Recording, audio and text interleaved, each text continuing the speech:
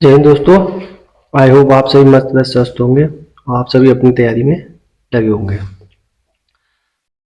आज केवीएस का तीसरा प्रैक्टिस सेट हम लोग देखेंगे और ज़्यादा से ज़्यादा क्वेश्चंस कवर करने की कोशिश करेंगे। ठीक है। तो आपके सामने एक क्वेश्चन लिखा हुआ है, एक घनाभ की लंबाई चौड़ाई तथा ऊंचाई 1:2:3 का रेशियो है।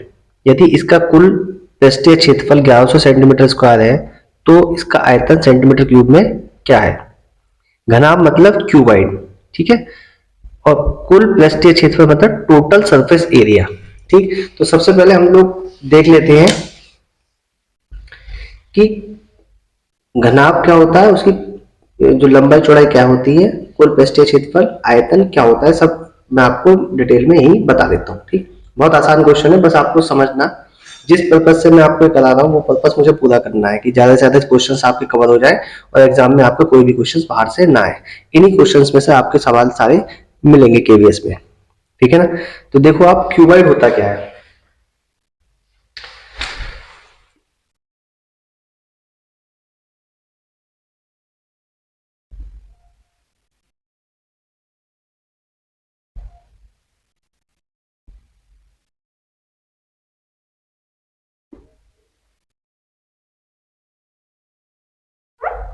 ठीक है। ये इसकी लेंथ, लंबाई, ये इसकी चौड़ाई और ये इसकी ऊंचाई। इसे ऊंचाई कह दूं या इसे ऊंचाई कह दूं, बात क्या है, एक ही है। ठीक है। आयतन मैंने आपको सबसे सरल तरीका बताया था वॉल्यूम निकालने का, कि किसी भी आकृति के आधार का क्षेत्रफल, आधार का क्षेत्रफल क्या है, लंबाई गुणा चौड़ाई, लंबाई गुणा चौड़ाई। तो आधार के क्षेत्रफल की उसकी ऊंचाई से गुणा कर दो तो वो क्या बन जाता है, आयतन बन जाता है। तो ये घनाभ है। ठीक। ये लंबाई, ये चौड़ाई और ये ऊंचाई। ये लंबाई है तो इसके इधर वाली लंबाई होगी, ये चौड़ाई है तो ये भी चौड़ाई होगी। तो आधार का क्षेत्रफल हो गया लंबाई गुणा चौड़ाई। जैसे ये होगा वैसे ही आपकी छत होगी। ठीक है। आप इस तरह से समझिए कि आपके जो घर है, कमरा है, जिस कमरे में आप बैठे हैं उस कमरे को देखिए, उसका जैसा बेस है वैसी उसकी ऊपर वाली सरफेस है। जैसे आपके राइट साइड में है वैसी उसके लेफ्ट साइड वाली दीवार है आपकी सेम। ठीक है। ऐसे ही इसके आपके जो सामने वाली जो दीवार है, सेम क्षेत्रफल की जो एरिया की जो दीवार होगी वो आपके पीछे होगी। ठीक है। तो उसमें आप देखिए, दो तो ये क्षेत्रफल हो गए नीचे वाले, लंबाई गुणा चौड़ाई, लंबाई गुणा चौड़ाई। दो आपके राइट साइड और लेफ्ट साइड, यानी राइट साइड कितनी है आपकी, ये वाला सरफेस वाला, यानी कि B into H, B into H. जितना ये होगा उसकी उतना ही लेफ्ट साइड वाली होगी, 2bh। ऐसे ही आपकी जो आपके सामने है लंबाई और उसकी ऊंचाई, ठीक है, जो आपके सामने वाले यानी आपके सामने वाली, ये वाली, ये वाला, ये लंबाई और ये ऊंचाई, लंबाई गुणा ऊंचाई, लंबाई गुणा ऊंचाई। जैसे आपके सामने है वैसी आपकी बैक साइड में होगी, तो दो। ठीक। इनको जोड़ दो सबको, तो ये क्या हो गया आपका टोटल सरफेस एरिया। तो कितना हो जाएगा ये आपका, दो इसमें से कॉमन ले लो, l p b h plus h l, ये आपका कर्व सरफेस एरिया बन जाता है। अगर वो आपके टोटल सरफेस एरिया कह रहा है, टोटल सरफेस एरिया टीएस से, और वो आपसे कह रहा है कर्व सरफेस एरिया, तो कर्व सरफेस एरिया में आपकी छत और जमीन नहीं आएगी, छत और जमीन नहीं आएगी। ठीक। उस कंडीशन में आपको क्या होगा मैं आपको बाद में बता दूंगा। ठीक है। तो इसमें आप ये दोनों कंफ्यूजन आप नहीं होना है कि आपके मैंने बताया ठीक एक चीज में, एक ही लाइन में, कि किसी भी आकृति के बेस जो है उसकी बेस की अगर उसकी हाइट से मल्टीप्लाई कर देते हैं तो आयतन निकल आता है। और इसके जो कवर, जिसके चारों तरफ जितना सरफेस एरिया है वो आपका टोटल सरफेस हो गया। ठीक है। कैसे निकल के आया वो मैंने आपको बताया। ठीक। जिस कमरे में आप है उसको मेजर करके आप इसको आसानी से समझ सकते हैं। ठीक है। ये वॉल्यूम हो गया और टीएससी हो गया। अब ये देखिए उसने क्या कहा है यहाँ पे, ध्यान से देखो आप, उसने क्या कहा है कि उसके जो ये है लंबाई गुणा ऊंचाई, L B H, L B H, वो कितनी है, अगर ये x है, ठीक है, तो ये 2x है और ये 3x होगा आपका। ठीक है। x 2x 3x। अब इसे इसमें रख दो आप तो कितना हो जाएगा, 2x into x, 2x square, B H, 3 6x square, plus h into L, 3x square. ये किसके बराबर होगा, 1100 के बराबर होगा। ठीक है, अब यहां से आप निकालो 2 6 8 और 3 11 एक्स स्क्वायर मल्टीप्लाई 2 कितना हो गया ये आपका 1100। कितना हो गया 1100 के बराबर। अब इस 1100 इसे सॉल्व करोगे आप तो ये इधर नीचे आएगा तो कितना आ गया 100, ये इससे कट जाएगा कितना हो गया 50, यानी कि एक्स स्क्वायर जो है वो किसके बराबर हो गया 50 के स्क्वायर, यानी कि एक्स बराबर हो गया अंडर रूट 50 के। ठीक है, एक्स कितना हो गया अंडर रूट 50 के। तो आपका यहां से आयतन आपका पूछा है, आयतन निकालेंगे। अब आप देखिए आयतन आपका इधर से, तो x कितना हो गया आपका एल बी एच, तो एल की जगह कितना रख दोगे आप अंडर रूट 50, फिर 2x यानी कि 2 अंडर रूट 50 और यहाँ 3 अंडर रूट 50। ठीक, तो 3 दूनी 6 रूट 50 रूट 50 50 बाहर आ गया और 1 रूट 50 ही बच गया, 5 6 30 रूट 50। अब 50 का रूट अगर हटाओगे आप तो कितना आएगा आपका ये 5 पंजे 25, 5 पंजे 25, 5 आ गया ना आपका, यानी कि कितना हो गया 5 दिया 15, अंदर क्या रह जाएगा √2। तो ये इसका क्या निकल गया आयतन। क्या निकल गया आयतन। आयतन किसमें निकला है सेंटीमीटर क्यूब में। आयतन किसमें निकला है सेंटीमीटर क्यूब में आपका। ठीक है, मैंने पूरा डिटेल में इस सवाल को बताया है। ठीक है, जब मैं इसको आपका 2D 3D कराऊंगा आपका तो वहां पे भी इसी तरह से और अच्छे से डिटेल में बताऊंगा। इसमें जो आगे क्वेश्चंस देखेंगे इसमें एक रह गया है आपका फॉर्मूला, वो क्वेश्चंस बहुत ज्यादा पूछा जाता है जब इसमें कर्व सरफेस एरिया पूछा होता है। जब बात करी जाती है कि आपके कमरे की बात करी जाएगी, कमरे में उसमें पेंट करना है, तब वो सवाल कैसे होगा। ठीक है, आगे आने वाले प्रैक्टिस सेट में वो भी आपको दिया जाएगा। ठीक, तो आप लोग इस क्वेश्चन को नोट कर लीजिए। 2 वर्ष पहले ऋतु की आयु अपनी पुत्री की आयु के 3 गुने के बराबर थी और अब से 2 वर्ष पश्चात उसकी आयु का दुगना उसकी पुत्री के 5 गुने के बराबर होगा, तो दोनों की आयु का योग बताइए। ठीक है, देखिए आप ये इस समय मान लेते हैं इनकी पुत्री की है ना, और ये ऋतु की आयु है। ठीक, इनकी आयु के 2 वर्ष पहले, मतलब ये प्रेजेंट टाइम की है 2 वर्ष पहले, यानी दोनों में से 2 घटा देंगे। तो उसने क्या कहा कि इनकी आयु, ये ऋतु की आयु जो होगी ये दोनों कब बराबर होंगे, जब उसकी पुत्री के, मान लो उसकी 10 है इसकी 20 है, तो ये बराबर कब होंगे, तो 10 में 2 से मल्टीप्लाई करेंगे, तो यानी कि छोटे वाले में मल्टीप्लाई किससे करनी पड़ेगी 3 से, पुत्री की आयु में किससे मल्टीप्लाई। ठीक, दूसरी कंडीशन में उसने क्या कहा, यहाँ से चलो सॉल्व कर लो इसे, 3p - 6 r - 2। ठीक है, वेरिएबल एक साइड ले लेंगे, इधर जाएगा तो क्या हो जाएगा प्लस का, तो 6 प्लस के ये कितना हो गया 4। दूसरी कंडीशन ने क्या कहा कि 2 वर्ष पश्चात, मतलब 2 वर्ष पश्चात मतलब 2 जुड़ जाएगी 1 बढ़ जाएगी।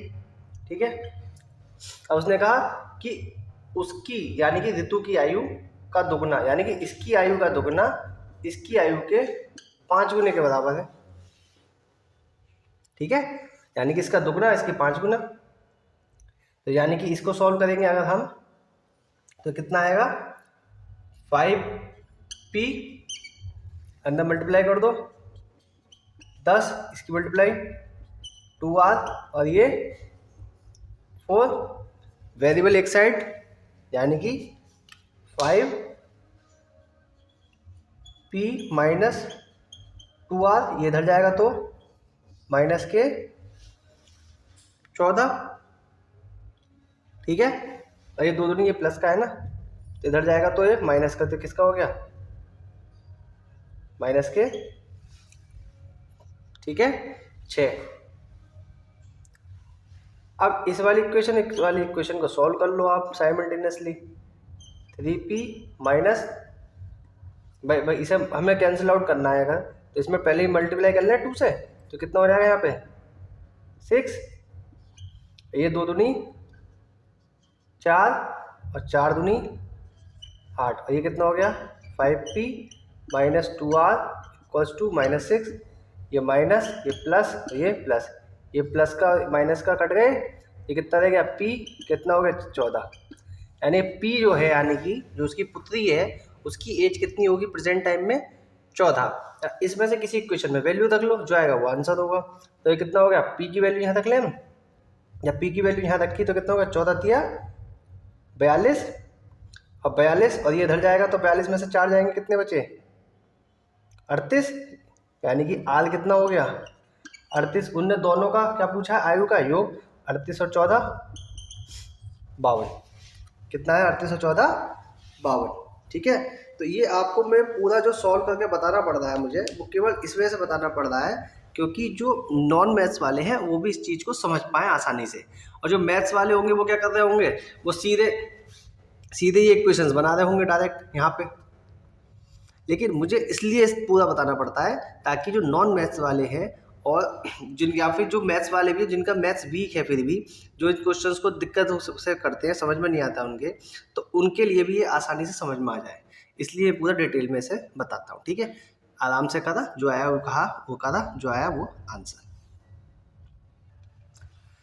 एक सिलेंडर के CS से यानी कर्व सरफेस एरिया कर्व तथा TS से टोटल सरफेस एरिया का रेशो 2:3 है, तो सिलेंडर की R और H में यानी कि रेडियस और हाइट में रेशो बताना है। ठीक है, अब मैंने बताया था, इनके फॉर्मूले मैंने पिछली वीडियो में बता दिए थे आपको।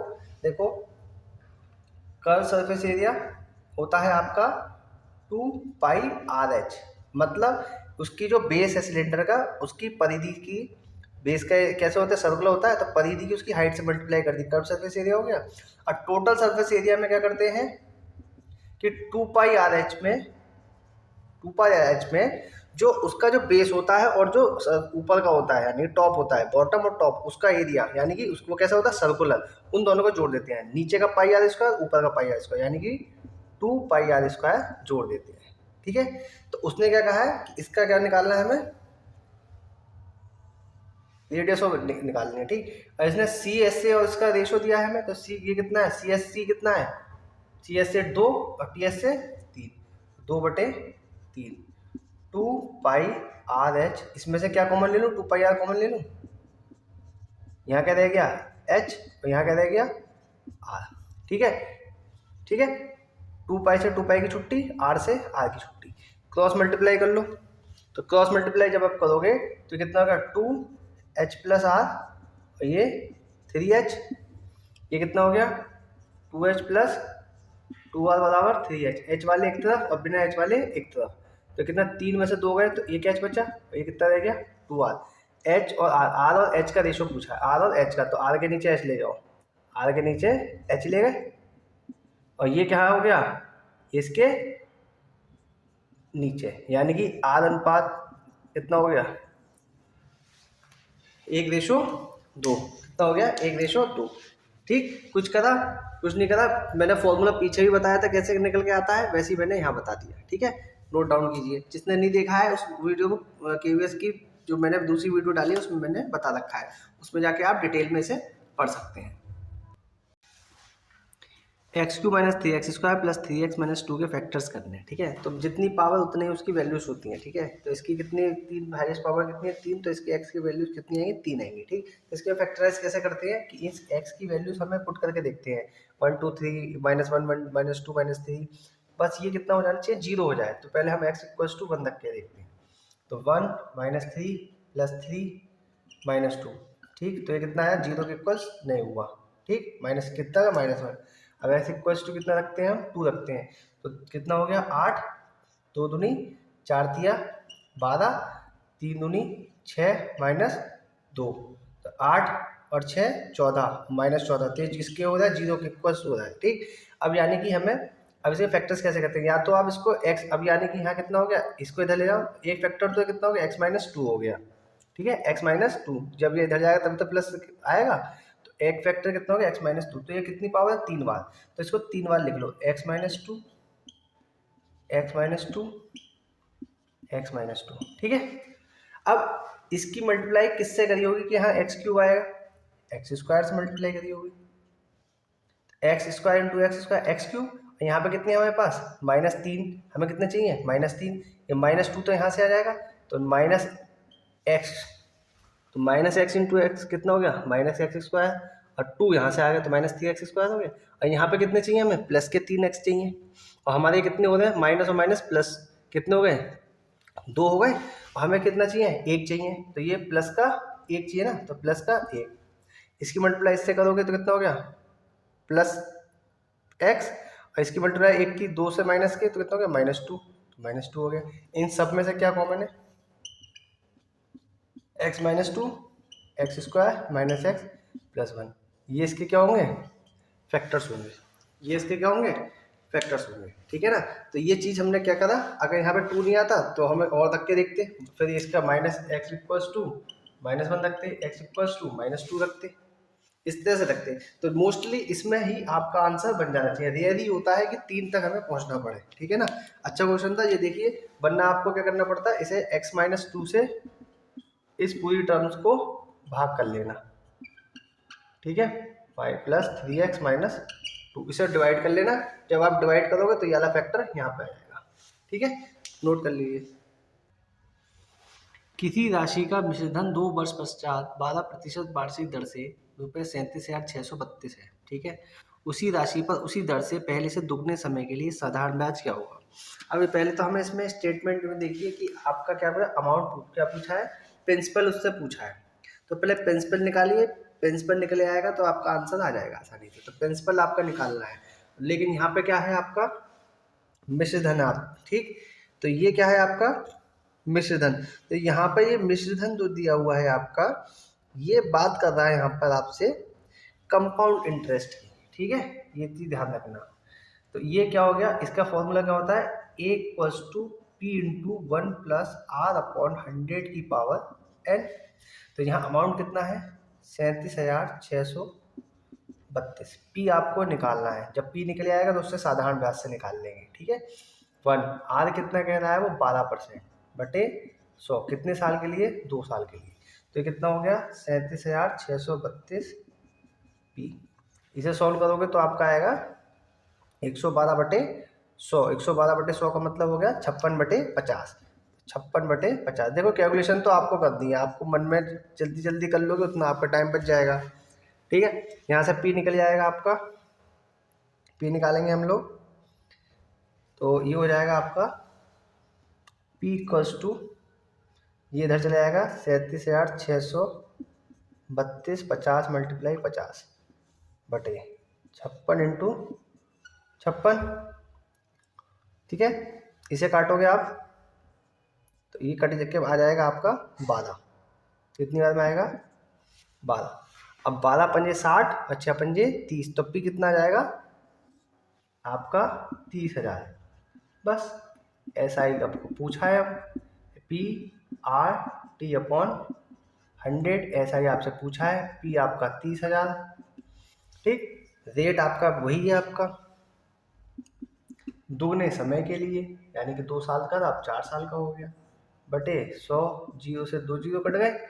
अब इसके आप करोगे सॉल्व करोगे तो 12 चौक 48 और 48 दिया 144 रुपये। जितना सवाल बड़ा होगा उतना ही आसान, ठीक है, जितना सवाल बड़ा होगा उतना ही आसान। बस इस 2 सवालों को उसने एक में मिला दिया, बस जहां वो सवाल यहाँ खत्म कर सकता था उसने उसी से रिलेटेड यहाँ खत्म करा है, बस आसान सवाल है बहुत। नोट कीजिए, 2 संख्याओं का एलसीएम उसके एचसीएफ के 340 के बराबर है। यदि एचसीएफ 26 है और एक संख्या 442 है तो दूसरी संख्या बताइए। बहुत कॉमन क्वेश्चन है ये आपका, पहली संख्या गुणा दूसरी संख्या बराबर एचसीएफ गुणा एलसीएम। उसने क्या कहा है, एक संख्या कितनी है 442 है, दूसरी आपसे पूछी है एचसीएफ अगर उसका 26 है, एलसीएम जो है वो क्या है एचसीएफ का 340 गुणा, तो एचसीएफ कितना है 26, इसका 340 को लो, बस सॉल्व करेंगे जो आएगा आपका आंसर होगा। तो दूसरी संख्या उसने पूछी हमसे 26 × 26 बटे 340 बटे 442, ठीक है। 17 से काट लो, 17 दूनी 34 और 17 दूनी 34, 10 बचे 102, 17 से 100, 126 से 26 की छुट्टी, 26 दूनी 52, 520। तो दूसरी संख्या कितनी होगी? 520। बहुत अच्छा क्वेश्चन है, इंपॉर्टेंट कर लेना, हर पेपर में ये देखने को मिलता है, कॉमन क्वेश्चन है बहुत ज़्यादा, ठीक है। लेकिन थोड़ा सा लैंग्वेज अलग थी, बस इसमें एक स्टेटमेंट क्या है, 340 दे दिया है, 340 गुनी के बराबर है, नोट की लीजिए। रमेश एक काम को 10 दिनों में करता है, उसकी बहन उसी काम को 12 दिनों में करती है, दोनों ने 5 दिन मिलकर काम किया, तो कितना काम शेष रह गया? सिंपल है, ये रमेश है, ये रमेश की बहन है, रमेश 10 दिनों में करता है, ये 12 दिनों में करता है, एलसीएम कितना हो गया इनका? 60, यानी कि कुल काटने हो गए, नहीं हो गए? 10 छंग 60, 12 पंजे 60, दोनों एक दिन में कितना काम कर रहे हैं? ज़्यादा काम कर रहे हैं। और कितने टोटल काम कितना? 60, 60 काम था, 5 दिन काम करा, एक दिन में 11 काम, तो 5 दिन में 55 काम, बचे कितने? 5 काम, कितने में से? 60 में से, तो 5 काम बचे कितने से? 60 में से, तो कितना काम शेष रह गया? 1/12 काम शेष रह गया, ठीक है ना। कितना आसान सवाल है, ठीक। ये प्रैक्टिस सेट में दिया हुआ है और मैं इन सवालों को करा भी चुका हूँ, आपका प्ले लिस्ट में जाके टाइम एंड वर्क वाली वीडियोज़ को आप देख सकते हैं, ठीक। वहाँ पे मैंने पूरा डिटेल में आराम से पूरा डिस्क्राइब करके आराम से पूरे चैप्टर टाइप वाइज मैंने कराए हैं, स्टेप बाय स्टेप। किसी परीक्षा में 20% छात्र गणित में फेल और 15% छात्र इंग्लिश में फेल हुए और दोनों में 10% छात्र फेल हुए, दोनों विषयों में 300 छात्र पास हुए, तो कुल कितने छात्र परीक्षा में बैठे? ठीक है। वेन डायग्राम का एक क्वेश्चन है आपका, उसी से करते हैं, ठीक। ये आपके वेन डायग्राम का क्वेश्चन है। तो यहाँ पे देखिए आप कितने 20%, यहाँ पे ये आपका मैथ हो गया, ये इंग्लिश हो गया, ये दोनों में हुआ है, ठीक। तो मैथ में 20%, इसमें 15%, इसमें दोनों में कितने फेल हुए? 10%। तो इस यहाँ से निकालो आप टोटल बच्चे कितने फेल हुए इसमें, ठीक है। तो टोटल बच्चे देखिए आप, एक फॉर्मूला होता है हमारा n A plus n B minus n A intersection B, और ये फॉर्मूला होता है ए एन यूनियन बी का। तो हमें ये निकालना है एन ए कितना है? 20, ये कितना है? 15, ये कितना है? 10, तो 35 में से 10 है 25%, यानी कि 25% बच्चे जो थे वो फेल हुए। तो पास कितने हुए? 75%, परसेंटेज में थे 75, और यहाँ नंबर्स में 300, दोनों आपस में क्या होंगे? बराबर। टोटल नंबर्स मान लिए हमने कितने? छात्रों की संख्या n मान ली, n का 75%, n इक्वल्स टू 75/100, 100 इधर चला जाएगा, बटे 75, 75 चौक कितना आ गया? 400। जो सवाल इतना हार्ड लग रहा था वो हमने वेन डायग्राम की मदद से आसानी से कर लिया, ठीक है। फिर से एक बार देख लो आप, कितने परसेंट मैथ में कितने फेल हुए? 20%, इंग्लिश में कितने हुए? 15%, दोनों में कितने हुए? 10%। हमारे पास एक फॉर्मूला होता है n A union B, n A union B, n A plus n B minus n intersection B. Intersection मतलब जो आपका जो शेडेड पार्ट है, जो दोनों में कॉमन है, ठीक है। तो यहाँ पे कितना रख दिया? 20, यहाँ कितना रख दिया? 15 माइनस, भाई ये निकाल लिया। इसमें से क्यों माइनस करा? क्योंकि दोनों में काउंट हो गया, इसलिए हमने इसे माइनस कर लिया। ये इसमें भी काउंट हो गया और इसमें भी काउंट हो गया, तो एक बार हमने इसे माइनस कर दिया। तो 20 प्लस 15 माइनस 10 कितना? 25%। कितने बच्चे टोटल फेल हुए? 25%। पास कितने हुए? 75%। तो एन नंबर्स का 75% बच्चे पास हुए, ये कितने बराबर है? पास हुए छात्र कितने हैं? 300, दोनों के होंगे आपस में बराबर। कैलकुलेशन करा कितना है? 400। एक पेन की कीमत पेंसिल से 5 गुनी है। मैंने 8 पेन और 4 पेंसिल 132 रुपये में खरीदी, तो 5 पेन में 5 पेंसिल की कीमत बताइए, ठीक है। तो देखिए आप, ये क्या है आपके यहाँ पे?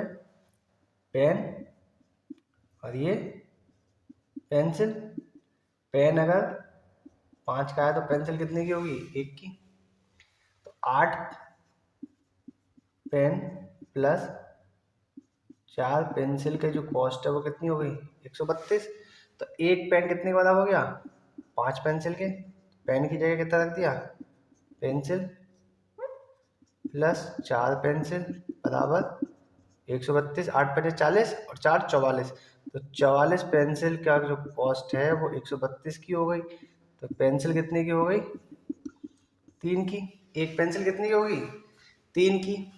जब पेंसिल 3 की है तो पेन कितने का हो गया? 15 का हो गया, नहीं हो गया? तो 15 पेन 75 के, ठीक है। 5 पेन, सॉरी 15 के हिसाब से कितने हो गए? 75 के। और 5 दिया 15, कितना हो गया? 90 रुपये। कितना हो गया? 90 रुपये। ठीक, सवाल को आसानी से करना है, ना कि हमें हार्ड करना उस सवाल को। ठीक, उसने जो कहा हमने उतना ही करा। उसने क्या कहा? एक पेन की कीमत पेंसिल कितना हो गया? पेंसिल अगर 1 रुपये की तो पेन कितने का होगा? 5 का। तो कितना हो गया यहाँ से? 8 पेन और 4 पेंसिल कितनी की हो गई? 132 की। तो यहाँ से हमने पेंसिल निकाल ली। ठीक, तो एक पेन की कॉस्ट 5 पेंसिल के, तो पेन की जगह हमने वैल्यू रख दी। पेन की जगह 5 पेंसिल हो गई। 8 गुणा 5 प्लस 4 पेंसिल, 8 पंजे 40। कैलकुलेशन करा, पेंसिल कितनी की होगी? 3 की। तो ये कितने में? 5 दिया 15। जब पेंसिल हमारी 3 रुपए की है तो पेन कितने का होगा? 15 का। तो 15 पंजे 75 का तो पेन हो गए, 15 की पेंसिल हो गई। 75 और 15 90। 10 बच्चों की एवरेज एज 13 वर्ष है। समूह में एक नए बालक के शामिल हो जाने पर एवरेज एज 1 वर्ष बढ़ जाती है। नए बच्चे की एज बताइए। ठीक है, तो इस सवाल को आप ओरल भी कर सकते हैं। वो कैसे कर सकते हैं? जिन्होंने वीडियोस मेरे एवरेज वाले चैप्टर्स देखे हैं मेरे, वो प्ले लिस्ट में जाके देख सकते हैं। वो बच्चे आसानी से इस सवाल को कर सकते हैं ओरल। ठीक, तो उसकी एज कितनी बढ़ी? 1 वर्ष बढ़ी ना। तो उसने कितने वर्ष बढ़ाई होगी? 13। तो ये 1 वर्ष इसकी बढ़ी होगी, और खुद के बढ़ने से तो कितने हो? 11 बच्चे। तो 11 1 करके वो बढ़ी, तो 13 और 11 कितने हो गए? 24 वर्ष हो गए। हो गया आंसर। पेन चलाने की जरूरत भी नहीं पड़ी। भाई यहाँ पे इनकी एवरेज भी उसने एज बढ़ा दी, और खुद की एज डाल के उसने इन सब की भी तो एज बढ़ा दी। तो कितने हो गए? 13 ये, और एक बच्चा वो बढ़ा, तो 11। तो 11 और 13 कितने हो गए? 24। अब इसे हम जैसे हमने बेसिक मेथड से करना है तो उससे भी कर सकते हैं कि भाई 10 बच्चों की एज मैंने बताया, कंसेप्ट क्या बताया कि उस आंसर को निकालने के लिए कंसेप्ट ये है कि हमें केवल टोटल पे ध्यान देना। टोटल कितना है? 10 बच्चों का टोटल कितना हो गया? 130। ठीक है, अब 11 बच्चों का टोटल कितना होगा? 1 वर्ष बढ़ गई औसत एज, तो कितने हो गए? 14। 11 गुना 14 कितने हो गए? 11 चौक 44, और 11 कम 11। ठीक, 154। इन दोनों का डिफरेंस जो होगा वही हमारा आंसर होगा। बच्चे की एज हो गई। तो जिन लोगों ने एवरेज वाला चैप्टर देखा है उन्हें बहुत आसान लगा होगा, पेन चलाने की जरूरत भी नहीं पड़ी होगी उन बच्चों को। ठीक है, और जिन्होंने नहीं देखी है वो प्ले लिस्ट में जाके एक बार उसे देख लें। ठीक है, आसानी से आप सवाल कर पाएंगे। ठीक है ना। सवाल लिखा है 15 का 15% प्लस 16 का 16% माइनस 17 का 17%। ठीक है, 15 का 15% मतलब 15 इंटू 15 225 बटे प्रतिशत हटा के 100, 16 इंटू 16 256 बटे 100, प्रतिशत चिन्ह हटाओगे बटे 100, 289 बटे 100। इसको सॉल्व करो आप, ऊपर एलसीएम सेम है, इन दोनों को जोड़ लो, माइनस 289 कर दो आप। ठीक है, अब देखो 5 और 6 11, 11 में से 9 गए, 2 बचे, 22 और 25 47, 47 में से 28 गए, 19 बटे 100 कितना आ गया? 1.92। ठीक है, आप लोग भी प्रैक्टिस करो खूब, ज़्यादा से ज़्यादा सिंप्लीफिकेशन क्वेश्चंस के, तब आप भी इस तरह से आंसर निकाल पाओगे। 5 सेकंड में सीधे आपका आंसर आएगा। ठीक है ना। तो इस तरह से हमने आज प्रैक्टिस सेट, आपने KVS के प्रैक्टिस सेट नंबर 3 देखा।